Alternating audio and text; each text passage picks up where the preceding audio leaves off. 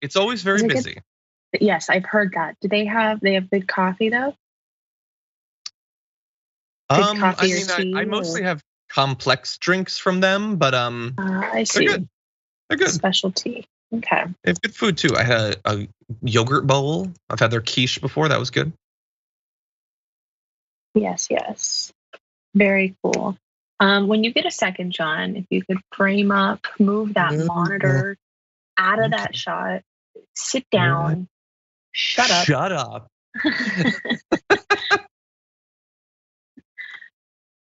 Strap into your chair and don't move. Okay. Don't give me any guff. Could you look at the camera real quick? Skip just wants to make sure everything looks good. Awesome. Looks good. Great. Yay. I'm gonna call Francesca.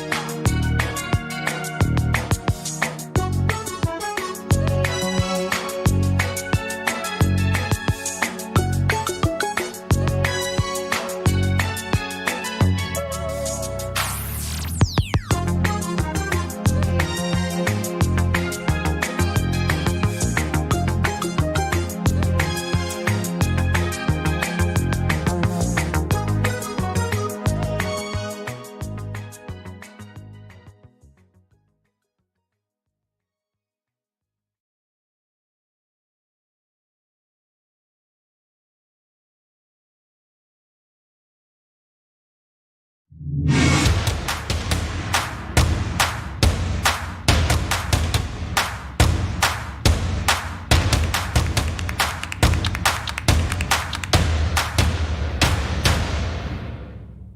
hello there. Welcome to another fantastic Monday with me, John Iadarola, and Francesca Fiorentini, broadcasting once again from the gates of heaven.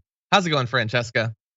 I like how you just don't introduce your show anymore. It's not even the damage report. The damage report. It's just Fantastic Mondays, because that's how it should be. True. Where is someone consuming this that they don't know what it is?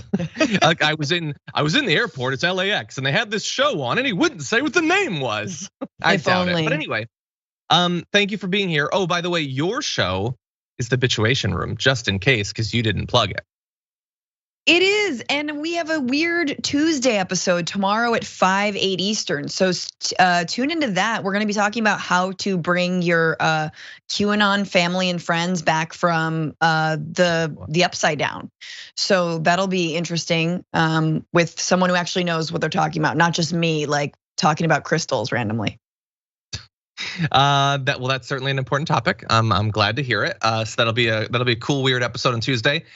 We've got a cool episode planned for this Tuesday. Oh no, I'll get to you. Oh, by the way, happy belated birthday. Oh, thank you, John. Yeah, I had to jump into the chat and troll the hell out of you and Brett on Friday to try and get a happy birthday, and it didn't happen. And I cried all weekend, and then I just sort of was like, "Cheer up, Francesca, you okay? You don't even have a real dragon name. That's all right." Perhaps. And then I sailed away in an ocean of tears.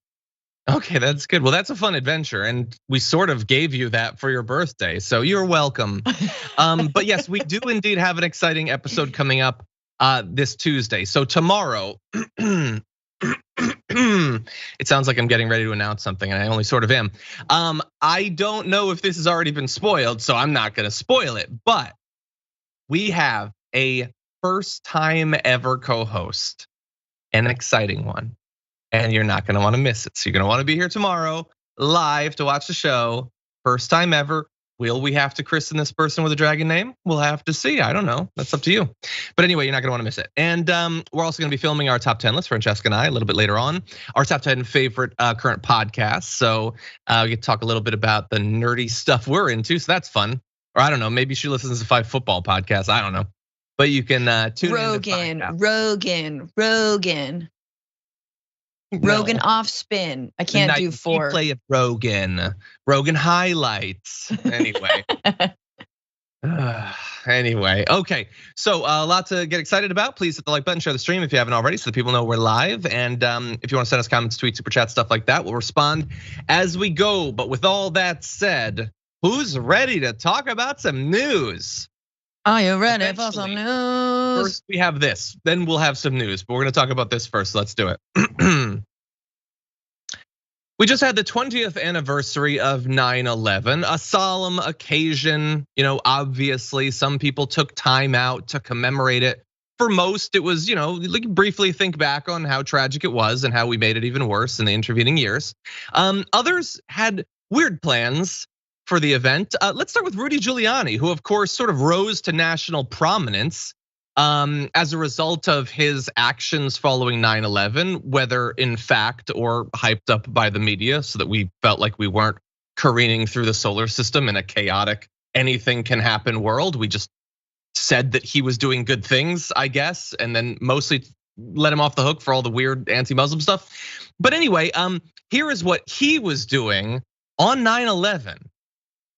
You did a wonderful job on September 11, and therefore I'm making you an honorary knight, commander of the Royal something or other. I turned down a knighthood because if you took a knighthood, you had to lose your citizenship. I know Prince Andrew is very questionable now. I never went out with him, ever. Never had a drink with him. Never was with a woman or a young girl with him, ever. Oh, so that was his like Prince Andrew impersonation. And then he reassured us that he never had a drink with him. He definitely had a drink, but not a drink with him. And he was never with a young girl, Francesca, with him. So that's good. Like Prince Andrew is literally like in the grip of a pedophilia human trafficking scandal. And Giuliani on the 20th anniversary of 9/11 is joking about how he didn't too rape a girl with Prince Andrew. My, how the slimy have fallen. Like, you are like, the whiskey's really getting to them last brain cells when you can't even capitalize on the one thing you didn't do wrong, which arguably he did do wrong, but all you had to do to be America's mayor in the aftermath of 9/11 was just show up, just be there. Just like walk in a little bit of rubble and like, commemorate the firefighters. That's pretty much it. He did that, and it was like, and before then, locking up homeless people, locking up the mentally ill, like completely turning New York into a, Ayn Rand neoliberal wet dream, and then 9/11 peak, and then back to like, okay, let's just demonize Muslims and run against Obama and all that stuff. So which I'll never forgive him for. No, I'm kidding. I don't care. But like, why are you making fun of an Epstein scandal? Why and then there's laughter is the worst part. Yeah. Which again, look, I get it. I've been to a lot of comedy shows. If this is an open mic, if this is a comedy show, like that's a perfectly legit, line, I guess. It's a fine punchline. But you're Rudy Giuliani on 9/11. Buddy. I blame us, really. I blame America. I blame Americans. We put out there that all he had to do was say, what was it? It was a noun, a verb, and 9/11, and he tested it. The noun was Prince Andrew. The verb was rape, and he just went with it. It's not funny. Like it's funny, haha, so that you don't cry, but it's not actually funny. And that's how he spent the anniversary. Now, he does still have his fans. One who, another laugh so you don't cry moment, used to be president, sent a statement saying, "Congratulations to Rudy Giuliani for the 20th time, the greatest mayor in the history of New York City, for having shown such leadership and doing such an incredible job during and after the attack on our nation." But what do you mean? Like, you congratulate him each year? He hasn't done anything new. What are you like? Is he on a board of like a foundation for people who suffered as a result of 9/11? Why are you giving him 20 years later? You're still congratulating him? That's weird. And he doesn't want your congratulations. He wants money. He wants to be paid for the legal work he did. That's what he wants. By the way, this is a little bit of an IOU. This is about $500,000 of things that I owed, and I will give you a sticker, and that sticker will also be worth another $500,000. Then I'll take you to Red Lobster, and that Red Lobster trip will have only cost me about $60, but it will count as $600,000. Like, and Rudy's like, even. "Oh, thank you." Remember when Trump didn't like Rudy? This is my favorite part of the Trump administration. I mean, not favorite, obviously, many favorite moments, some that we always forget because pain. But I love when he turned his back on Rudy because Rudy was kind of stepping out and like showing up a little too hard, and Trump really hated that. And then he realized he's the only friend I have left, and he's the only one who will work for like Andy's mints. Hey, those are good. You watch yourself. I know they're free. Anyway. I know they're free on the pillow, but I like them anyway. Yes, it's as good as money. Oh God, speaking of pillows, by the way, as someone in the chat brought up, he's talking about like young girls. Remember in the Borat thing, like he was, I mean, it didn't necessarily show anything, but he wasn't not into it. Anyway. He was well on his way.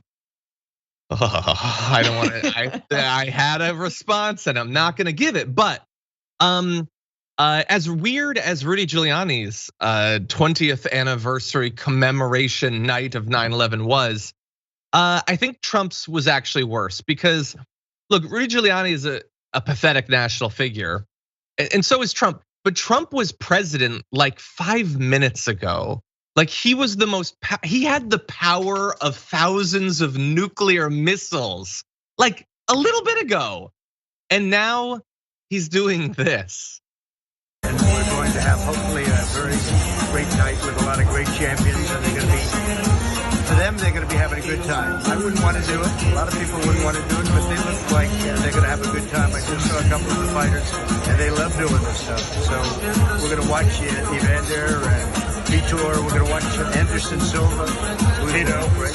Lito is fantastic. We're going to have some fun tonight. Guys, I think this is going to be a lot of levity at the end of a rather somber day. Have a little bit of fun. Don't forget to shoot me your questions. I may have to finally twist his arm a little bit to find out about Area 51 and the aliens or whatever else you may want to ask about. I was the guy, I'm having fun with my father. I tried to cut in like 10 times and he was not having it, or he just wasn't paying attention to me. I don't know, but it's a little bit of levity at the end of a solemn day. Francesca, on a scale of 1 to 10, how solemn would you say it was for those two D-backs? Well, I don't even think the former president knew it was a solemn day. He like did a double take as soon as his son brought up the solemn day. He's like, oh, right. The grift, I forgot. Yeah. Oh yes, the reason we can do endless war, I forgot. Bless it, we should have taken all the oil. Oh God, yes, over and over. So he, back, I think when he was running initially for president, Trump, a couple times was like, he linked 9/11 to the Saudis, which makes sense, they were linked. And then like people were reminding over the weekend, he immediately took his first international trip to Saudi Arabia. And like did the orb. You guys totally did it, but now you throw the best bangers. I just love it. It's once you put the hand on the orb, it all changes.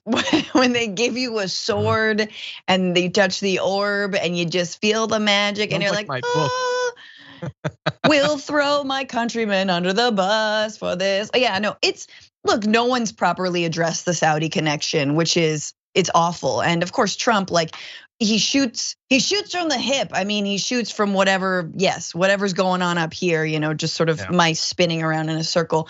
And he just happened to say Saudi Arabia, but then immediately, went to go embrace them, as you must do. You got to kiss the ring when you're an American president, and we need, Saudi oil connections, etc. But yeah, Trump, look, I have a lot of problems with solemnly and only uncritically looking at the 9/11 and sort of honoring that day, because it means so much, of honoring of like, I honestly didn't appreciate seeing George W. Bush and Barack Obama and Bill Clinton sort of gathering all together and, clapping and applauding for like how great Bush was, which he was not. Hey, thanks for starting 2+ wars and throwing our entire country in debt, and thanks for all the PTSD, and thanks for all the civilian deaths. I hate seeing that as well. But like, I do think we should respect the people who died on that day, and you don't do it with Evander Holyfield's like fight. Like you don't do it with whatever WCW. I'm not sticking this landing, but you know what I mean. If Barack Obama like did color commentary in like an NFL game or something, like can you imagine? Can you imagine what they would say? What Fox News would say? Barack Obama has to be there. Exactly. He couldn't be anywhere else. He couldn't be like photographed in public eating like a cheeseburger that day without being harangued because it was, or like, I don't know, French fries, or like, the French did not join us in Operation Iraqi Freedom, okay? Cheddar is the least solemn of the cheeses, you traitor. Yeah. Anyway, so look, it's obviously it's a complicated anniversary. Clearly, some people found ways to have fun with it, though. In Rudy's defense, he probably didn't even know it was that anniversary because he was wasted. Anyway, we are going to take our first break. We come back, we're going to jump back into the vaccine mandates and talk about a little bit of other news besides. We'll see you after this.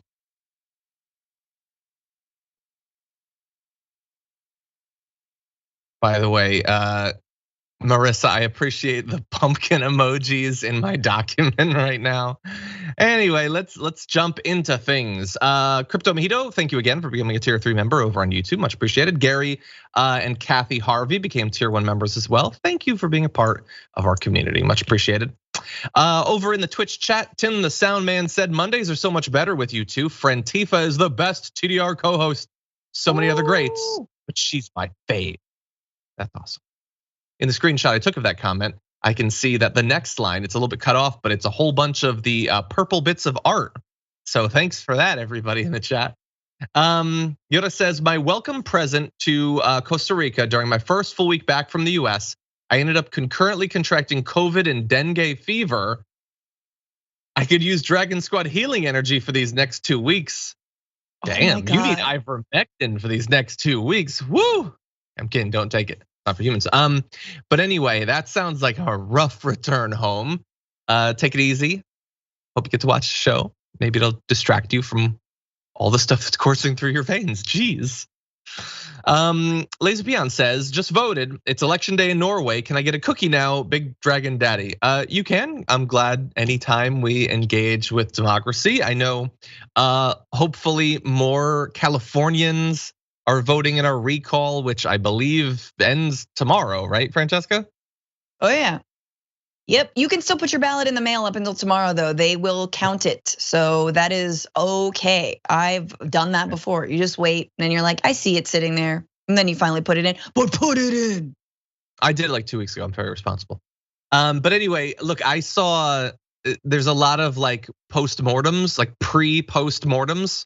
I saw like how Newsom and the news media fended off a recall challenge. And I just thought like, yeah, hold. Yeah, time out. You're way ahead of this. The stakes are a bit high.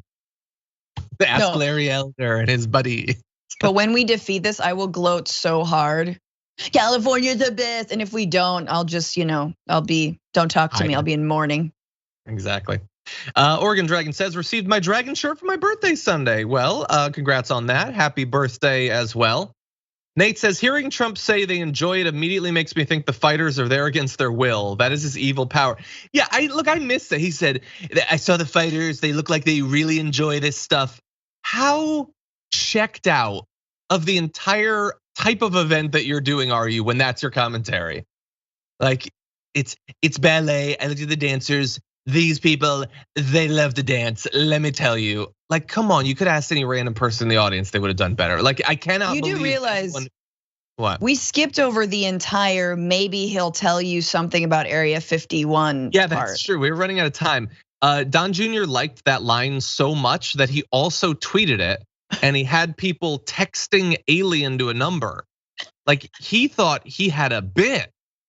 He was running with it. If you want the nuclear codes, text your guess of what they are to nuke codes.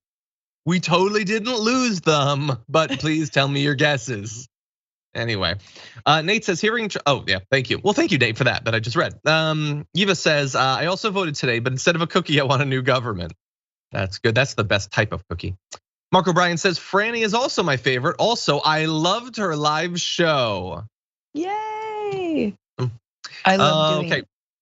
Let's see, Ghost Fox Toys subscribed for 12 months, hitting the 1 year mark. Robo Blake for 17 months, how? What? Well, anyway, let's commemorate it with more news.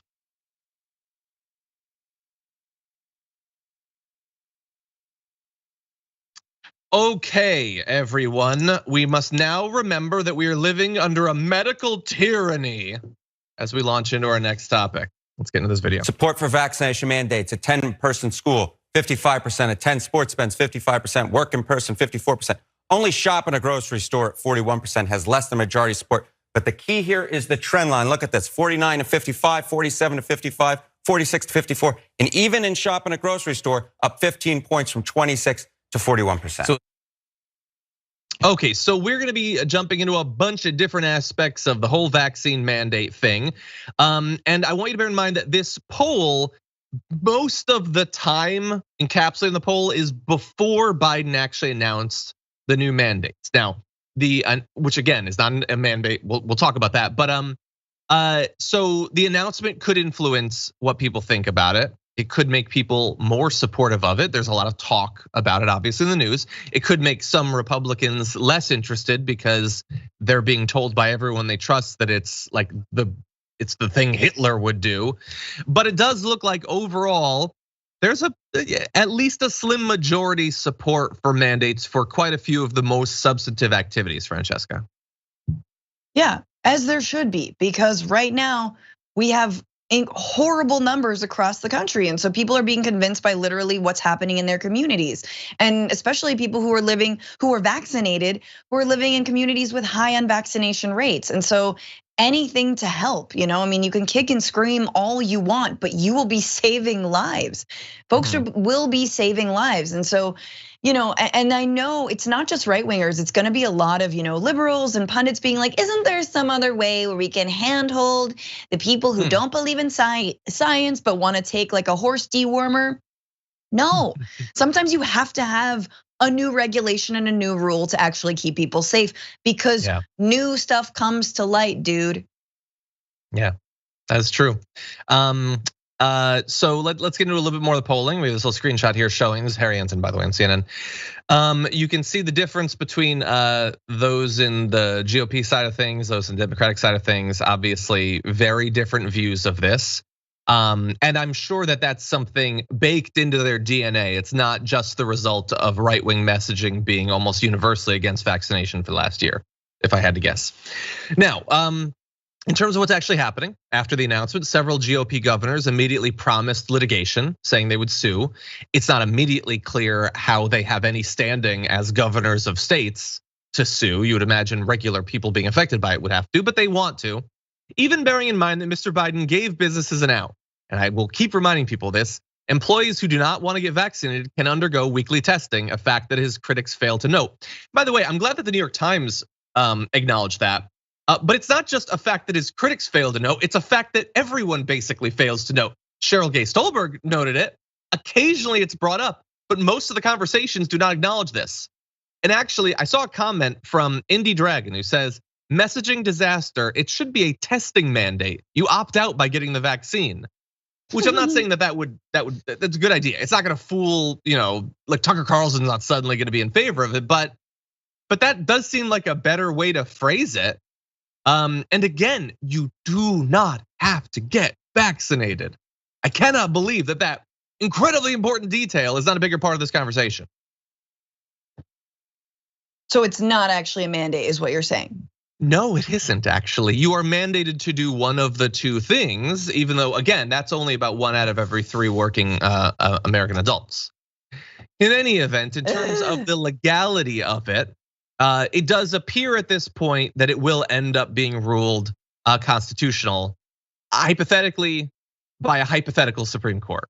We don't have a hypothetical random Supreme Court. We have a right-wing Supreme Court, which will do whatever they want. But in the past, Justice John Marshall Harlan reasoned that a community has the right to protect itself against an epidemic of disease, in that case, smallpox, quote, which threatens the safety of its members. Seems like that's what they're doing. The Supreme Court upheld a local health board's decision to mandate smallpox vaccinations in Jacobson v. Massachusetts back in 1905. States routinely require nearly all school-aged children to receive a long list of vaccines, which is true. We've acknowledged it, and it's even a sort of line of thought that's being acknowledged finally on Fox News. I want you to take a look at this video of Chris Wallace, who is talking to the Republican governor of Nebraska, Pete Ricketts. You say it's a personal choice. In fact, to attend school in your state of Nebraska, children must be vaccinated against a number of diseases. Let me put them up on the screen. They must be vaccinated against diphtheria, tetanus and pertussis, polio, measles, mumps and rubella, hepatitis B, and chickenpox. Why are those mandates that parents in your state must comply with and do comply with routinely? Why is it that they're not so objectionable and such a violation of personal freedom, but Biden's vaccine mandates are? Well, for all those that you just listed, there's a long history that parents have had the opportunity to see how those things have been implemented. And there's still a lot of people out there who don't know what to trust. And in fact, this is really an outcome of what the CDC has done, because they've flip-flopped on so many issues, whether it's masks or whether you have to mask after you've been vaccinated and so forth. There's just a lot of people out there who don't know who to trust right now. I'll give you first crack at that. What do you think? Oh, I just think that the crickets behind him say it all. There's just a loud churring of like, as he's like trying to figure out how to word this. Yeah, the CDC, they've really flip-flopped. Yeah, this isn't gay marriage in the 90s, dude. Like, this is a mutating virus that has killed 600,000 Americans at this point or more. Like 657, 58, somewhere on there. Yeah, and counting. The deadliest days in a lot of these states we've just passed, right? So like, yeah, they're gonna change their opinion because they're learning more about a virus that still, even though it's been about a year and a half, like people don't know what it is. We're still learning about it. So, I mean, and I think like Chris Wallace, once again, somehow he's not a liberal, he's not on the left, but he's just asking a basic question, which is, you have to get all these other vaccines. Why not this one? Look, guys, there's a reason we've never heard of pertussis. You ever heard of pertussis? You're like, oh God, nah, I gotta take the week off. I got the pertussis. No, you have not in your lifetime, most likely, because we've eliminated it thanks to vaccines. Yeah, 100%. And his argument, I mean, look, obviously when they're sending GOP governors, they're not sending their best. It's just people don't know who to trust. I mean, I'm not a part of that. Me and all the right, we're not like desperately trying to make people not think that they can trust these. They just don't know who to trust. Like the CDC, for instance, they lie. They lied with masks and with whether you have to wear masks and get vaccinated. What are you talking about? Like that was literally what he said. The CDC did not lie about masks. They will never move past that. In like the second day of the pandemic, Fauci said that you didn't have to wear a mask. And whether you think he was right or wrong to do so, he's explained why he said that. It wasn't the scientific consensus of the CDC, and not one person on the right has ever drawn the right conclusion from that. That they were lying in that case in a way that made you more vulnerable. The truth was that you needed a mask. None of them have come out of their obsession with that quote saying, oh, I definitely need a mask. Thank God we figured that out. And it's a really weird, like if your case is that we don't know enough, we need to learn more, continually saying that the CDC, having learned from the result of us dealing with the pandemic, is a bad thing. And if they ever evolve, if they ever say anything new, we can never trust them again. That fundamentally undercuts your we just need more time and more study argument, especially when these are vaccines that have been tested on tens of thousands of people, of course, across months and months and months. He doesn't know that, he doesn't care that. Ask him about how rigorous the testing of the pertussis vaccine was. How many people did they test that on? He doesn't know. I'm betting it was pretty good, but I don't know any more than he does about this. It's a political thing, it's a partisan thing, that's it. He believes that his fans out there, whether in his state or nationally, won't accept having to take a vaccine. And so he hides behind people don't know who to trust. That's it. Yep. Yes. Now, we'll skip past the other vaccines. Yes, many states require, Georgia, Mississippi, they all require massive amounts of vaccination. Anyway, and finally, the Occupational Safety and Health Act of 1970 permits the Secretary of Labor to issue an emergency temporary standard to protect employees exposed to grave danger from things that might harm them. So there's both constitutional reasons to believe it'll end up being acceptable. There are legal precedents as well. We'll see if they end up allowing any of that. And when I say they, I mean the conservative Supreme Court. That said, why don't we jump into a slightly different part of this? We have Brian Kilmeade and what he thinks Biden needs to do to get people to get vaccinated. And usually people go to doctors for their personal medical. For example, now there's going to be a shot available for kids 5 and up. I don't want a politician telling me what to do with a 5-year-old. That should be parent and pediatrician. I'm sure you agree with that. And also, when the President of the United States is losing patients, he's losing patients with PhDs.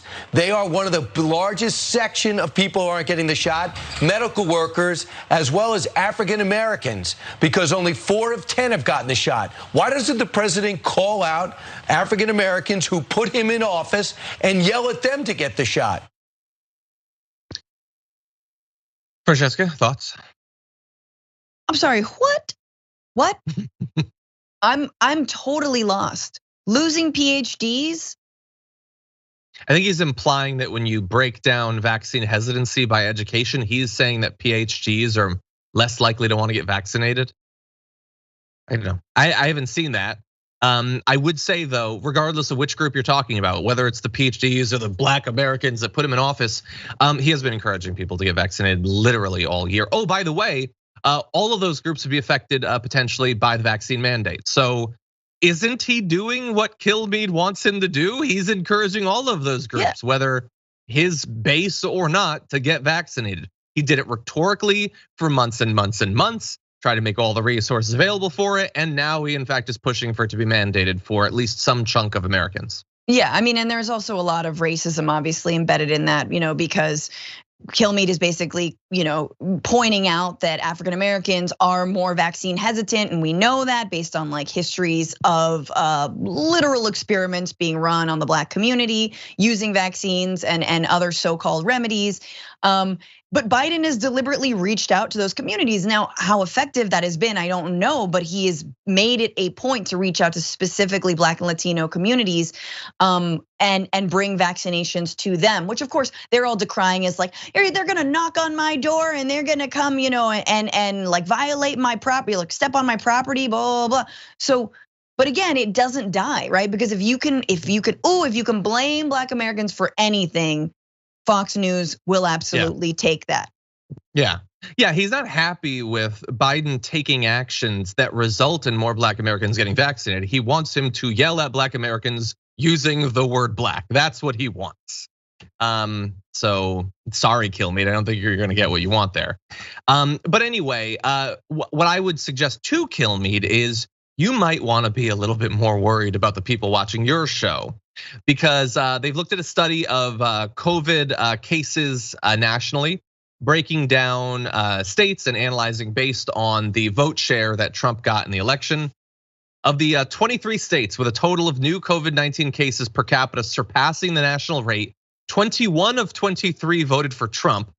14 of the 18 states with new death totals higher than the national average backed the former president in 2020.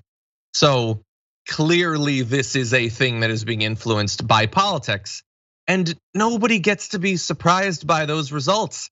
Everyone in right-wing media has been working harder than they've ever worked before to convince every conservative in America to not care about this thing in every way that they can not care, in terms of their behavior, in terms of their masking, willingness to get vaccinated, all of it. Take any anger you have over the pandemic and turn it on random Asian people you see walking around the streets. That's all they've done for a year, and this is the result of it. More cases, more deaths than there needed to be. Yeah, absolutely. Are we doing the Trump states story, yes, John? We're talking about it right now, yeah. Yeah, I mean, like, again, we've been asking ourselves this the entire time, which is what is the end game here? Now you're seeing deaths among children. I read the story of the woman whose grandkids passed away, right? 4 years old. And you're just like, it breaks your heart. I mean, I'm not immune to that. And like, they're being trolled, which is awful. And like no one in their right minds. And God, I hope that like you and I, as I'm like, we've talked about this a lot. It's like no one is relishing in these deaths, but man, this is a lesson. Take the L. These governors, look, here's the thing about these governors, in my opinion, in a lot of these red states, is that they know they're screwing up. They know that they have doubled and tripled down on a MAGA anti-vax, anti-science message, and that because it's been politicized since day one, and they cannot lose that voter base, but they are literally, quite literally losing that voter base. The problem is that they're going to be facing backlash from their own constituents who may be Republican. Like just wait and see. But their only leg they have to stand on is punching against Biden. Oh, the vaccine mandates. Oh, Fauci. Oh, the CDC. Like that's all they've got. But ironically, it's also their mishandling of COVID that is probably going to mean their undoing. Like once again, I don't know what is in store for 2022 in terms of the midterms, but I do know that, like, in my opinion, the landscape strategically is ripe for a Republican who actually believes in science to come up and actually and like say, no, I don't like Biden or whatever, but I do believe in protecting you and your family. Yeah, just wide open. Look, I would love that to be true. I don't know. We'll have to see. I don't see any of those rising up just yet, but maybe. Yeah, the thing about the deaths, and there's people dying everywhere, but obviously more dying in red states and more conservatives are dying. It's sort of horrific in two ways. One, in terms of the sheer numbers. I mean, we memorialize 9/11 for the loss of life. Well, okay, every 2.5 days we're losing that many people. So It's horrific in terms of the numbers, but it's also horrific that clearly the right has made the decision that not enough of their people are dying for them to care. Like they see the numbers, they know that their people are more likely to die, but it's not enough to make them lose elections. If it was, I think that they would be scared. If you were gonna lose states because so many conservatives had needlessly kicked off, I think that they then might care about it. They've made a calculus. It's like the calculus for the recalls in Fight Club. It's like they just weigh the numbers, which is gonna be worse for us. And they don't mind hundreds and hundreds and hundreds of conservatives dying needlessly every day. Yes, but that is such a perfect example. You're talking about like extreme capitalism and being like, oh, it's okay if a bunch of people die in this, car we should have recalled. But that's exactly what conservative ideology is, and to an extent, a lot of democratic ideology, right? Like always making the bet on money and the markets over human lives, right? And we on the left have always said people over profits, and that couldn't be, more true than right now. But you get it. It's sort of like the conservative ideology, which is, well, as long as I have money, I'm fine. Well, as long as, my daughter isn't gay, then I'm against gay marriage. But until that happens to me, but until I lose my home in a flood, but until I, then I believe in climate change. It's like, it's always until it happens to me. And man, if fate can strike so close to you and you still won't learn your lesson. Yeah. And that is the conservative ideology. It is, we don't even live in a society, right? Like what society? Why society? It's the McCloskey, as long as I'm poorly holding my gun on my giant mansion, nothing can get to me, right? And to be honest with you, there's a certain level, like Kilmeade is an idiot, but he's kind of being consistent with how he was before the vaccine rollout, which was like, hey, it's about personal choice, it's about personal freedom, and if they're gonna die, so what? He's actually talking about death, where like no other conservative commentators even really mention the massive numbers of death and people or dead folks now, the devastating toll that you're mentioning, the fact that it's so egregious that we as a nation, like, when Biden came into the power and he did that whole like floaty, like lights on a whatever. There were like a bunch of tea lights and they were beautiful, and then he like released them onto the Washington Mall. I got kind of emotional because I had realized that for a year, everyone was gaslighting us about the amount of death and nobody was being honest. And imagine you're losing loved ones now. I mean, it's such a slap in the face. But anyway, I've lost my train of thought, sir. Well, it was a great train while it lasted. Thank you. And you're totally right. Yeah, they don't. The only death they acknowledge is, unconfirmed stuff they saw in VAERS. Anyway, let's mix things up. The grift to make it so that mainly conservatives don't have to wear masks, don't have to get vaccinated in areas that are requiring it continues. Let's take you to Sarasota County, Florida. Do you think this wasn't gonna be about Florida? On August 30th, the school district there instituted a face mask requirement for all students. The only exceptions would be those who could provide a form signed by a healthcare professional confirming that they have a medical reason for not being able to wear a face mask. So that might sound like an onerous thing to track down a healthcare professional, but it turns out that the definition of those words is a little bit broad because over 1,000 students have already presented a signed medical exemption form in this county. How did they get it to 1,000? Well, one man, Dan Bush, a chiropractor, signed over 500 medical exemption forms for students in the school district. He is going to need a chiropractor for his hand after all those signed and the repetitive stress injury he's gonna get from filling all of those out. Now, if you're not familiar with chiropractic medicine, the Merriam-Webster dictionary defines a chiropractor as a quote, licensed healthcare professional who treats disorders such as back and neck pain, chiefly of the musculoskeletal system, especially through the manual adjustment or manipulation of the spinal vertebrae to correct nervous system dysfunction. Nothing in that really seems specifically about the face mask area or the lungs.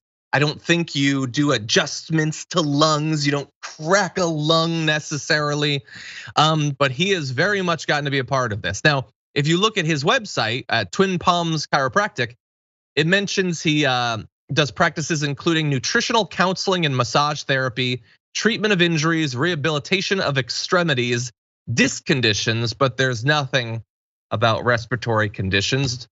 And how could there be? He's a chiropractor. What do you think? You know how you wear masks on your spinal cord? The disc mask. If I can't breathe, well, my spine, first of all, chiropractors are quacks, y'all. You gotta be careful. Now, people are gonna at me. They're gonna send me lots of messages, be like, my uncle is I am a licensed. I don't like it. Too much cracking. I've been to chiropractors. They're no good. I very much trust osteopaths. Look it up, osteopathy. There's some bad ones. We won't talk about Larry Nassar. The point is this. Oh my God. It's not funny. It's not funny. Ooh. I'm not pulling a Giuliani. But chiropractors are quacks. I'm sorry, they are. They make more pain. Just because you cracked something doesn't mean it's okay. And it's so absurd that this one guy. Unless it's a glass ceiling. Anyway. Oh my God, Sorry. ally. I was pulling a Giuliani. How much money do you think they're paying him? Well, look, I haven't seen anything about money. I am assuming it's not free unless he just really hates mask mandates. There have been other people who have done similar things with like cards for like getting out of having to get a vaccine or a mask or whatever. And those people seem to charge between $150 and $250. But honestly, I have not seen anything about money specifically. But he has been holding signing events. So Ron Filipkowski put up a video. You can see here, it appears to be well attended.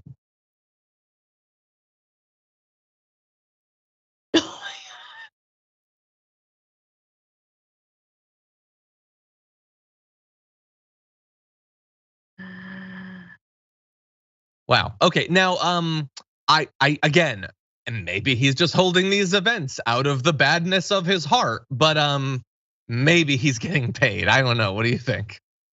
Yeah, I'm gonna say it's a grift. There's like a whole picnic. He's like, come on down, buy my superfood, buy my balms, buy all the things.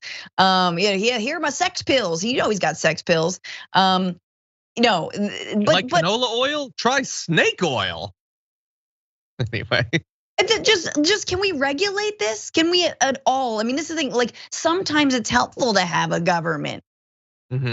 Well, they did in fact, in a way, regulate it. So let's see, the Sarasota Herald Tribune said that the Sarasota School District is instituting a new version of the face mask exemption form that limits the form to medical doctors, osteopathic physicians, or nurse practitioners.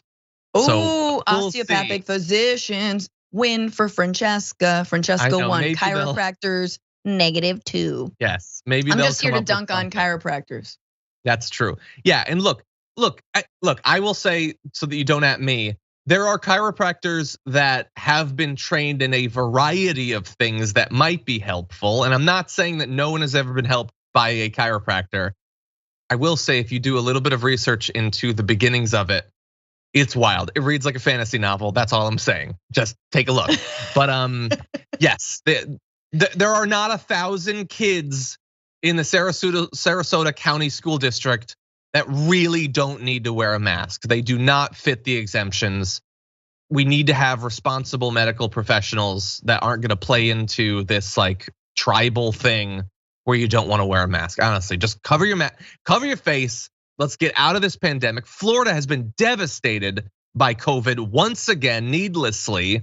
DeSantis has lost the pandemic multiple times, but he's getting a lot of assists anyway from the people of Florida. Yeah, hey, hashtag save the children, huh?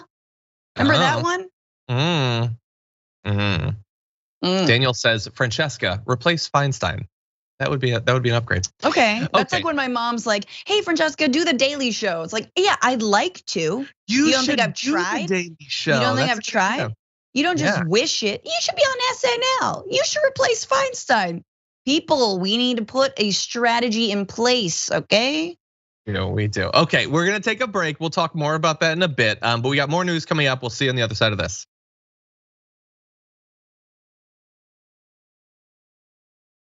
Now, Francesca, what you need to do is you need to put it out there into the universe. Like vision the board star of Shang-Chi, he had tweeted at Marvel years ago about the movie, and then he gets cast in it.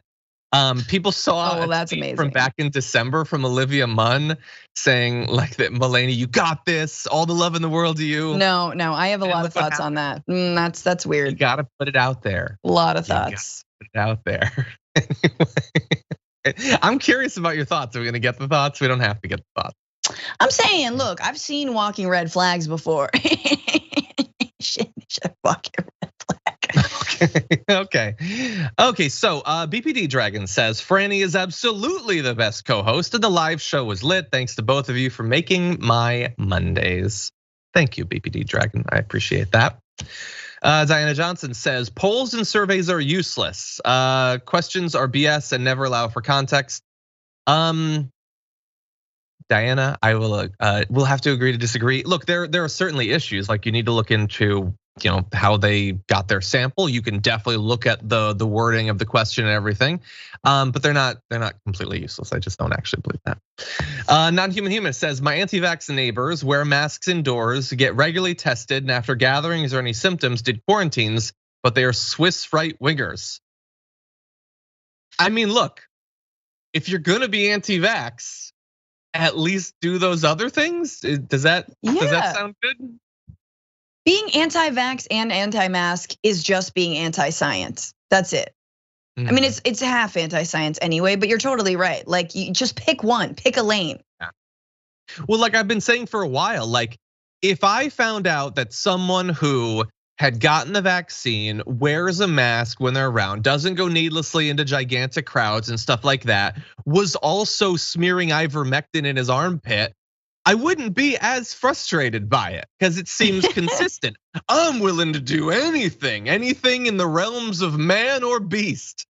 But if that's the only thing that you're doing, no, it's a distraction that you don't want to take it seriously, and you don't want to seem like you're not taking it seriously because that's crazy. So you come up with hydroxychloroquine or you come up with ivermectin, they're just dodges basically. I respect the guy who's vaccinated and is overdosing on ivermectin. Anyway, Gabby said, hey Gabby says, how many of the students getting those exemption cards don't actually want them but are being forced to by their right-wing parents? Yeah, no, that's a good point. I'm sure that there's a bit of that. Look, I'm sure many of them don't want to wear masks. Most people don't. I kind of like it because I don't want people to look at me and I don't want to look at them because looking leads to talking. I don't want to avoid that outside. But I understand that a lot of people just don't want to wear masks. That said, it's a pandemic and we live in a society. N136 TCM says, scanning to see the number of African Americans standing in line to get their exemption signed. Kilmeade sucks. Yeah, there was not seemingly there. Bernie the Kiwi Dragon says, Francesca is my favorite co-host. She brightens otherwise dreary Mondays. That's nice. Oh man, people are being so nice in the super chats today. Okay, let's see. Metal Kitty Mom gifted 5 tier 1 subs over on Twitch. Metal Kitty Mom, you remain the best. Kudajarnak subscribed for 13 months. Says, Fran, you were amazing on Robert's show. It really made my day when I heard it. Oh, hell yeah. Look at that. That may or may not be one of my favorite podcasts. That's, we're gonna have to tune in to find out the top 10 list. Trimu Batiki gifted 5 tier 1 subs as well. Almost to 100 gifted subs, jeez. Okay, we're gonna read more after this.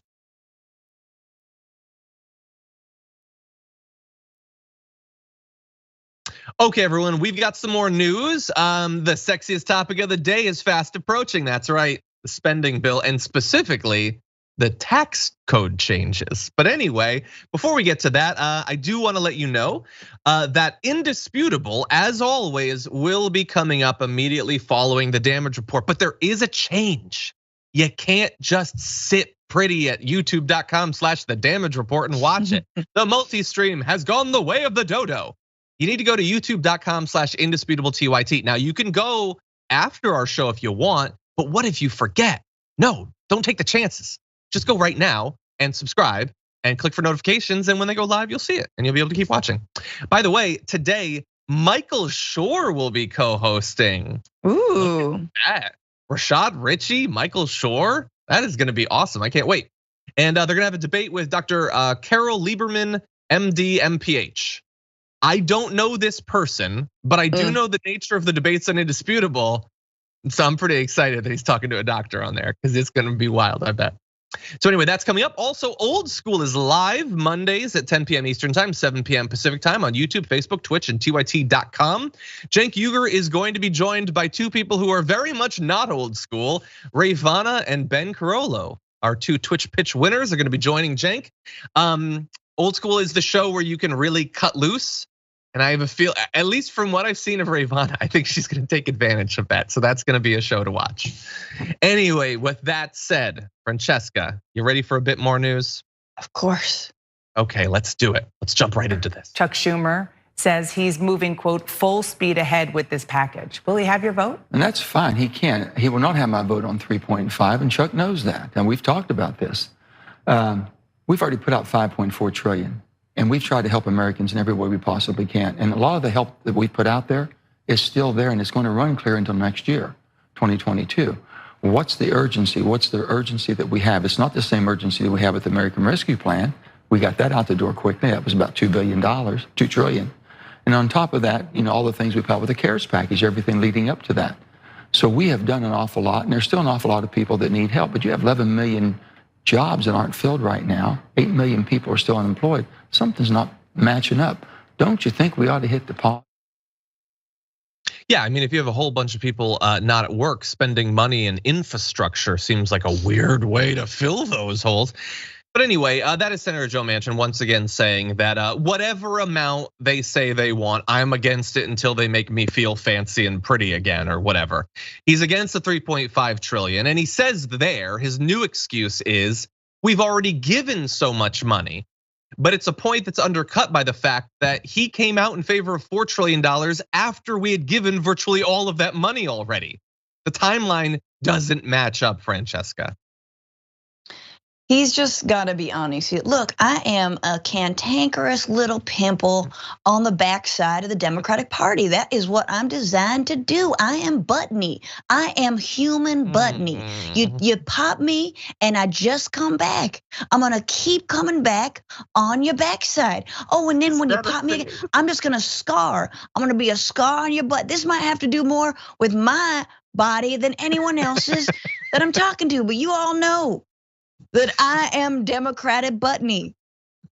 I'm worrying now that this is not representative of most people's experience. But anyway, well, I know what I'm gonna be dreaming of later. He was designed to do that. He was designed to be a growth. That's his role. He's an unpoppable pimple. He's the giant little pimple. I'm sorry, you can't get around it. And like it doesn't wanna pop. That's Manchin. As a senator. And it doesn't matter, he'll never be specific about the number that he will or will not vote on. It's not even about numbers at all. It's just about being a contrarian little turd who has. You know what? I'm sick of contrarians. You're 100% right. We got them in politics, we got them in media, they got them in spades on Substack. I'm just sick of it. Contrarianism I thought was kind of cool like freshman year of college for like a day. And then I grew up a bit, but some haven't. Anyway, we are running very low on time, and I want to make sure that we get to Bernie Sanders. So why don't we go directly to the video of Senator Sanders? It gets spicy, so watch to the end. First, your colleague, Joe Manchin, just explicitly told me repeatedly he will not support your $3.5 trillion reconciliation bill. He wants to see something more in the ballpark of 1.5 trillion. Is that acceptable to you? No, it is absolutely not acceptable to me. I don't think it's acceptable to the president, to the American people, or to the overwhelming majority of the people in the Democratic caucus. Many of us made a major compromise in going from the $6 trillion bill that we wanted, supported by the overwhelming majority of Democrats, down to 3.5. And the last point that I would make on this, I know that Senator Manchin worked very hard on what's called a bipartisan infrastructure bill, $550 billion of new money to rebuild our roads and our bridges. What we have worked on is working both of those bills in tandem. They go together. And it would be a really sad state of affairs for the American people, for Congress, if both of those bills went down. So it was like, normal, like blah, blah, blah, blah, until finally, no, he's once again threatening to destroy both of those. What do you think, Francesca? Yeah, and I think that's really important. And I've said this before, I'm surprised that, even Nancy Pelosi is on board with this, because she knows she needs the progressive caucus and progressives in the House to support this bill. And because if they want to get that regular $500 billion infrastructure bill passed, they're gonna need to pass this reconciliation bill. They're gonna need to pass 3.5 trillion. I don't know if it'll be that. I hope it's near that. But even you think about $500 billion as the infrastructure bill, so many Republicans and then Republican lights like Joe Manchin, the Democrat, would love to just stop at that. It's a drop in the bucket. It's nothing. What can you do with that, right? Like, And he doesn't care because he doesn't have much that he wants us to do. No, absolutely not. So good on, the budget chair, but Bay, I'm trying to make this work, Bernie Sanders, for sticking to it. And also, there you go. Thank you. And I think also for representing Joe Biden. Look, if Joe Biden doesn't have enough bite, if he's not gonna actually go for the jugular, then Bernie can, and Biden should use him. I think that makes sense. By the way, wanted to give you just really fast a few other issues. Mark Warner says that he would vote against the budget unless more money is added for housing assistance to close the racial wealth gap. That's a better reason. It's at least a specific reason. And we don't have time, unfortunately, to go really in depth, but I will say that what's coming out in draft form of the tax changes is basically what we expected. Taxes will be increased, including on the wealthy, but not up to the levels that they were at. There might be some new taxes that we didn't have pre-2017, but the stuff that's being changed to reverse what was done in 2017 does not bring it back up to the level it was at previously. So kind of what we expected, unfortunately. Okay, well, that is gonna be all the time that we have for our first hour, but we still do have a lot of news to get to, including Melania Trump being thrown under the bus by a former aide of hers. That is gonna be spicy. And we also have, meanwhile, and news from around the world is gonna be coming at you very soon. We are gonna take just a couple minute break though. So if you're watching on Twitch and YouTube, we will see you in just a few.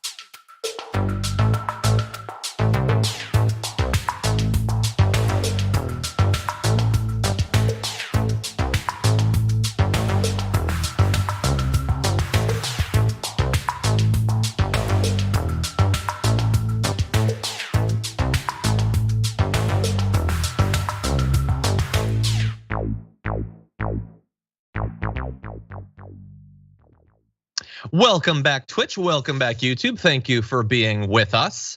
We've got some more news coming up for you, including Meanwhile Lynn coming up very soon. But before we jump into that, I did want to acknowledge a few people in the community, including BC Trumpet, who gifted 5 tier 1 subs over on Twitch. Verity NS subscribed for 16 months, says, sup guys. What's up, Verity? How's it going? Heather subscribed for 11, says, I haven't been able to watch for a while and I missed you guys. You were the best, John, Fran, and of course, everyone in the chat. Thank you, Heather. Thank you for being back. Thanks. Okay, Masonic gifted a tier 1 sub, thank you. Gifted 2, actually. Kami subscribed for 3 months, thank you. Jess freaking Kreider, oh, I see. I understand. Subscribed for 12 months. Says there's literally no place else I would rather be, especially for Fantastic Monday. I would be beyond lost without you. Well, we are very glad to be here for you, especially now. Thank you for watching. Sunshine Dragon subscribed for 8 months. Octo Squiddy says no plug Mondays. Oh yeah, for the launch of the show. That's funny. Sojourn subscribed for 9 months. Thank you. Yo Batman for 4. Lisa for 3. Thank you. And by the way, in my doc it says that something exciting is happening tomorrow, and you should stay tuned for the Young Turks on Tuesday, which is sort of true. I feel like we're gonna preempt them, so stay tuned for the damage report tomorrow, actually. And then also for the Young Turks, but I'll try to be a little bit vague. Anyway, with that, why don't we jump back into the news? There's been a lot of attention paid to what Donald Trump said and didn't say, did and didn't do on January 6th, and rightfully so. It was, after all, his insurrection and he was president. But he was apparently not the only Trump who was making questionable decisions. And this is, we've learned from Stephanie Grisham's upcoming I'll Take Your Questions Now book. So she worked as former White House press secretary and also as the chief of staff and communications aide to Melania Trump. So bear in mind, she is a longtime Trump loyalist who now, after leaving the administration, has a book that is gonna reveal bad stuff that happened during it. So I'm gonna do what I always do. I'm gonna simultaneously be glad that we have this information and tell that person to go F themselves, because they could have revealed this at a point when it actually would have affected things. And now you're just trying to make money because you lost your job or whatever. But that said, we do have this information. So what was Melania Trump doing on that terrible day? Well, at 1:25 p.m. on January 6th, soon after rioters had broken through barricades outside of the Capitol, Melania Trump received a text message from her then chief of staff, Stephanie Grisham, the author of this book.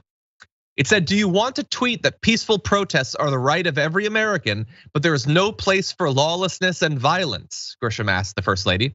A minute later, Melania replied with a one-word answer, no.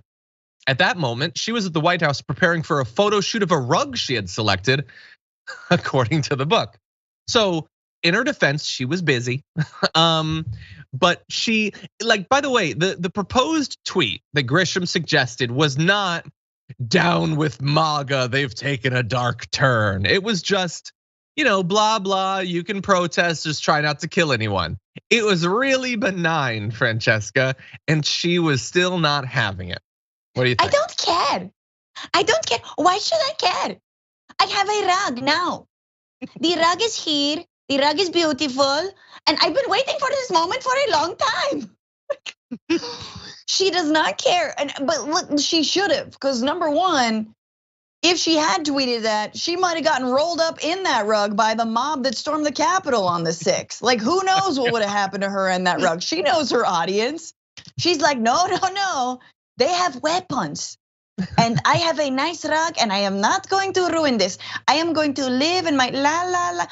I believe her hairpiece is just like soundproof, like she, for that last year, she was not hearing anything that was going on. Yeah, I love that if that had happened, we would be able to track it via the photos of the rug being looked at and the rug being rolled up. Who does a photo shoot of a rug? I get it, it's the White House and the rug probably is super expensive, but that I doubt was compelling work. Here's the question, did she take the rug with her? I'm gonna say yes. I don't know, we're gonna have to track down that photo shoot because presumably the photo shoot came out.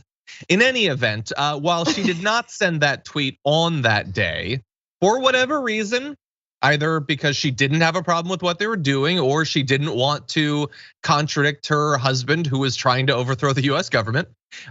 Later, on January 11th, she did issue a statement saying she was, quote, disappointed and disheartened with what happened last week, which sounds good until you realize that it really doesn't say anything. Like, if you believe that every one of those people was Antifa, you could like her message. Like, it says has such little specificity.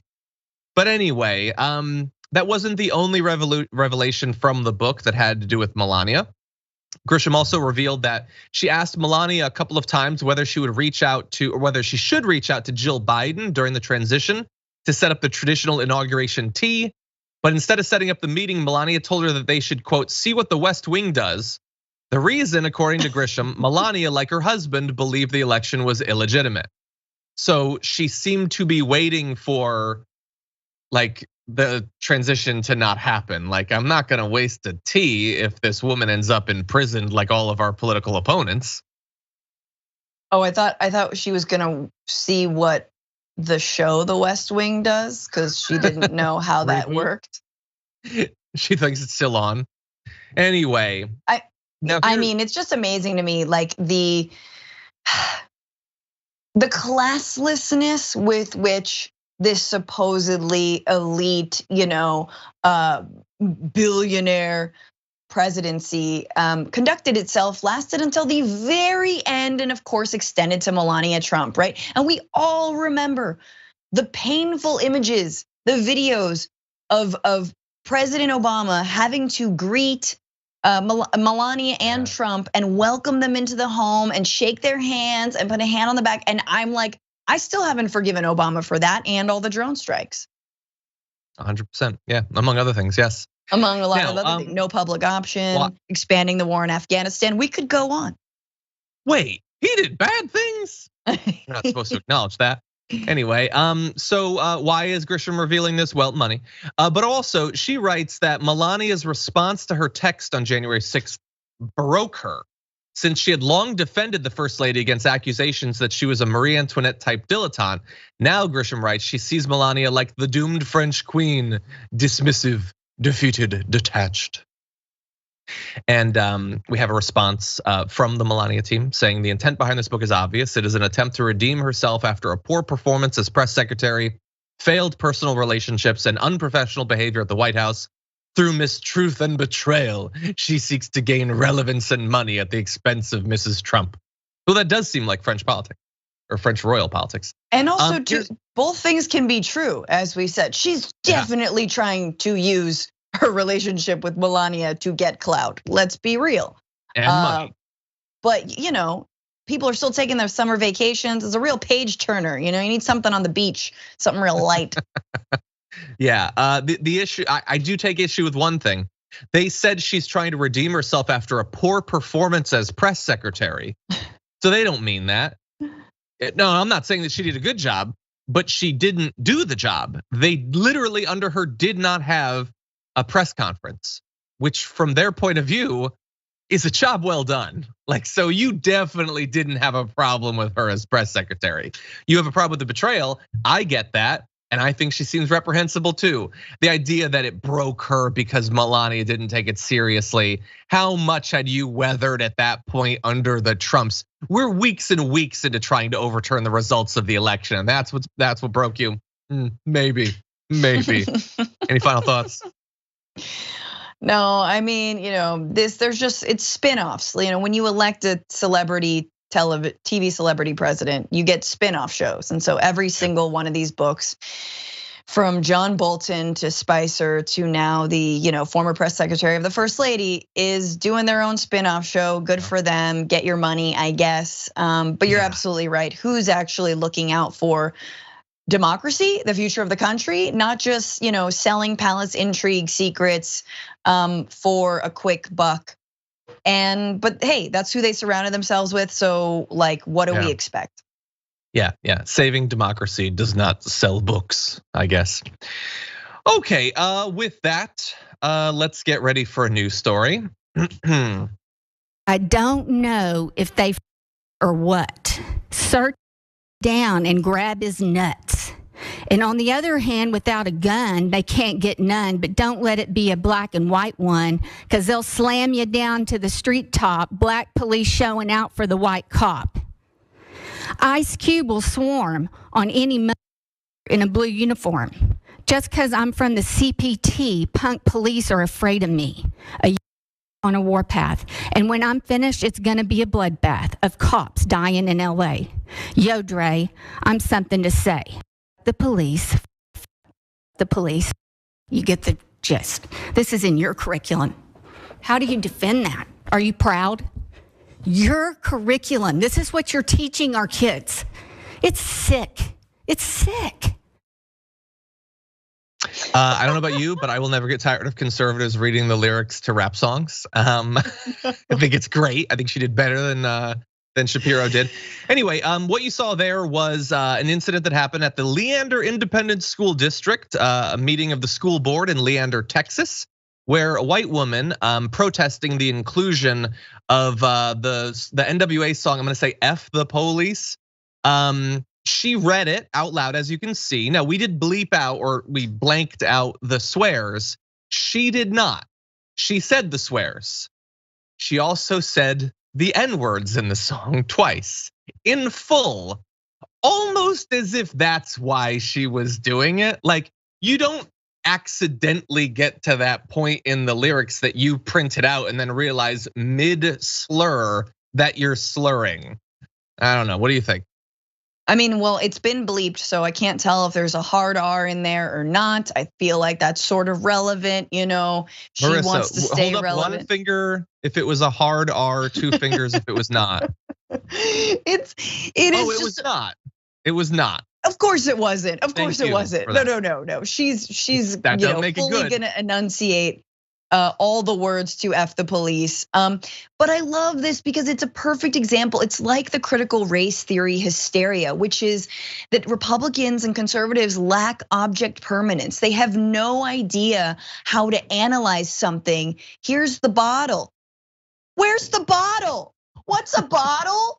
How dare you talk about glass? You know what I mean? That is the level of like, hey, there is a lot of police violence. N.W.A was a breakthrough rap group. Rap is a form of social protest musically. Here's a lyric that are very, very charged because of what was happening in LA between the police and the black community. How dare you? What do you mean? They have no ability to analyze anything. And it's a perfect example of that. Like, honey, just because they're talking about it doesn't mean they believe in it. But that's the whole point. Talking about racism is the racism in their warped little minds. 100%. Yeah. I mean, you like, I'll say good music. That's a value judgment. Can't be separated from the time and place and social context that it existed in. And F the police in the same way that this land is your land. Like, there's so like, what are we just gonna pretend that art never intersects with culture or politics? Or just certain types of art? Are we gonna ignore just certain types of art? That's first of all, seems more in line with what she's saying. They definitely have a problem with this land is your land, this land is my land. It's very if they understand it. If they understand it.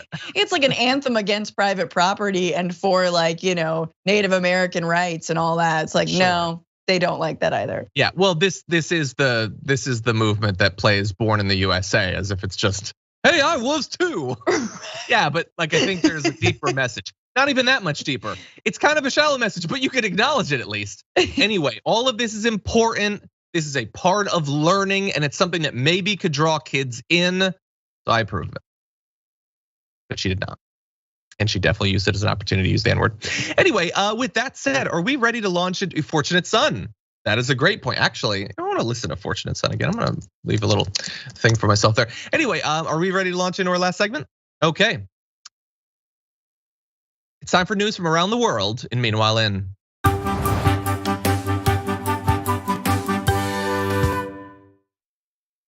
Meanwhile, in Denmark, back on Friday, they lifted all of their domestic COVID-19 restrictions after 548 days of a variety of levels of regulations. They now have more than 80% of individuals above the age of 12 fully vaccinated, embarrassing us. Country announced it would begin a return to normality as proof of vaccination through a digital pass is no longer required to enter nightclubs, the last restriction in the country. Danish authorities insist that the virus is under control with about 500 daily cases and a reproduction rate of 0.7. 500 daily cases. I feel like the town I live in has more than 500 daily cases. Oh yeah. And yeah, so they've been quite successful with vaccination. 96% of those 65 and older are vaccinated. Pretty good progress there in Denmark. Yeah, I mean, 548 days of regulation, it paid off. Like, it sucks. No one is saying they like lockdowns.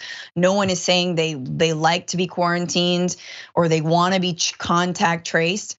But if the reward, or vaccinated, but if the reward is getting to live your life, actually being free, being safe and free from death, hey man, it's a pretty good trade-off, right? And like Denmark, of course, is opposed to Sweden, and I don't even know what the numbers in Sweden are, but I am assuming they're not great because Sweden also adopted sort of a laissez-faire, just everyone can die model. And there's certain cities in this country that have replicated Denmark. I mean, I'm thinking of the San Francisco Bay Area has around 80% vaccination rates, and they are doing pretty well.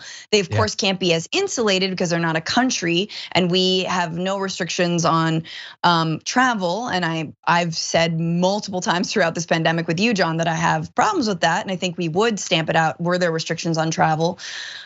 But look, I mean, I think it's the Bay is actually really great. Things are pretty damn good, like, and so it's good comparably. Job, Bay.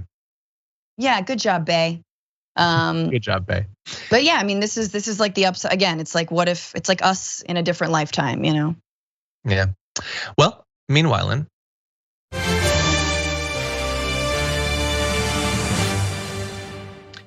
in Afghanistan, the Taliban has now clarified the rights of women in education. Female students in Afghanistan can continue with their university studies, but classes must now be segregated and head coverings are mandatory. That was announced this weekend. When the Taliban last ruled, women and girls were prohibited from attending schools and universities. The acting higher education minister announced that we will not allow female and male students to study in one classroom. Co-education is in opposition to Sharia law. And obviously Afghan women and girls there have expressed fears that the rights that they've gained over the course of the past couple of decades, not just in education, but in employment as well, might be taken away if the Taliban returns to the way they ruled the last time they were in charge. We talked last week about the fact that the interim all-male government had replaced the Women's Affairs Ministry with the Ministry of Vice and Virtue, which I think happened in the second season of Handmaid's Tale. So that obviously would be a very scary thing, but at least as of right now, and who knows, it could flip-flop back and forth. In theory, you'll be able to continue your university education, although under now more religiously strenuous circumstances. Yeah. I mean, sadly, this is what happens, and the Taliban have been emboldened. They've been politically emboldened, militarily emboldened, and morally emboldened by a failed 20-year occupation of trying to stamp out their ideology. And funnily enough, you can't bomb out an ideology. It thrives. And it thrives in even worse ways, as we've seen with ISIS and ISIS-K. And look, the Taliban claims that they think this is Sharia law, and Sharia law is up for a lot of interpretation, and there is no one way, and it just gets, bastardized and misused in this country. And so I would urge folks to never take at their word what the Taliban says is so-called religious law, right? Definitely. And I know a lot of Muslims take issue with that and ask us to remember that. But look, am I glad actually that there is continuation of women's education? Yeah, a little bit, right? I mean, the fact that it's separate, okay, that's fine, as long as the women and girls aren't being taught this is a cast iron pan, this is an oven, you know what I mean? It's got to be more expansive than just how to be a wife and housemaker or homemaker. I just want to urge everyone to read a really awesome, very long article. I believe in the New Yorker, but it's by Anand Gopal, and he has an article that is called "The Other Afghan Women," and it sort of flies in the face of a lot of the narrative that a lot of mainstream outlets have been talking about in terms of, oh no, what about the Afghan women? And turns out a lot of the women in Kabul were living better lives for sure and no doubt. And that representation in the government does matter.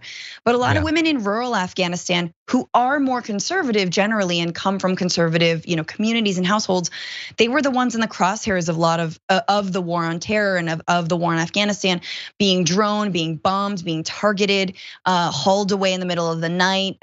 So they are very happy that the US is gone. They are very happy.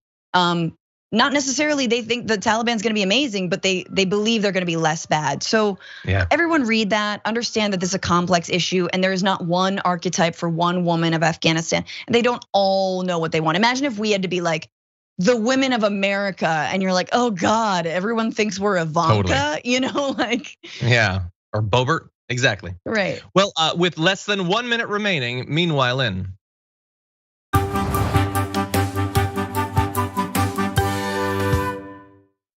Meanwhile, tragic news all around planet Earth. 2020 was the worst year on record in terms of the worldwide murder of environmental activists.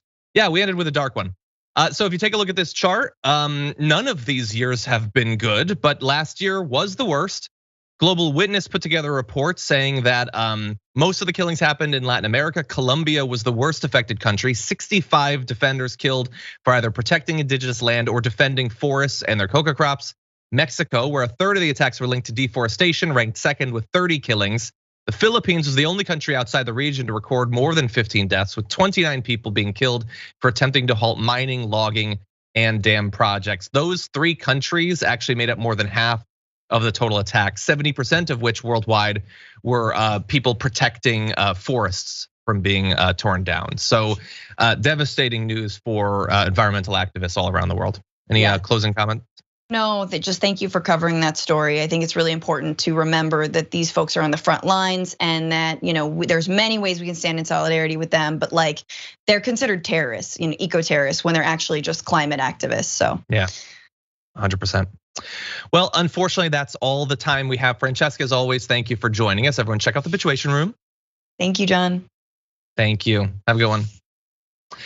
In the little bit of time we have remaining, let's see. Mapwa subscribed for 11 months. Thank you, Mapwa. Mander for 11. I see that it's Kelly June's birthday. Happy birthday, Kelly June. Court for Jester subscribed for 13 months. That's awesome. We're getting a lot of big numbers up there. E2 the First Power for 12. Thank you so much. Thank you all. Okay, we are way out of time now, but you can watch both Dr. Rashad Ritchie and Michael Shore. Indisputable is coming up again, not on our YouTube channel. You do have to go to youtube.com/indisputable_TYT. We're gonna have a little slate to remind you. The top 10 list is coming up in just a little bit. But until then, stay safe out there, stay sane out there, and I'll see you soon.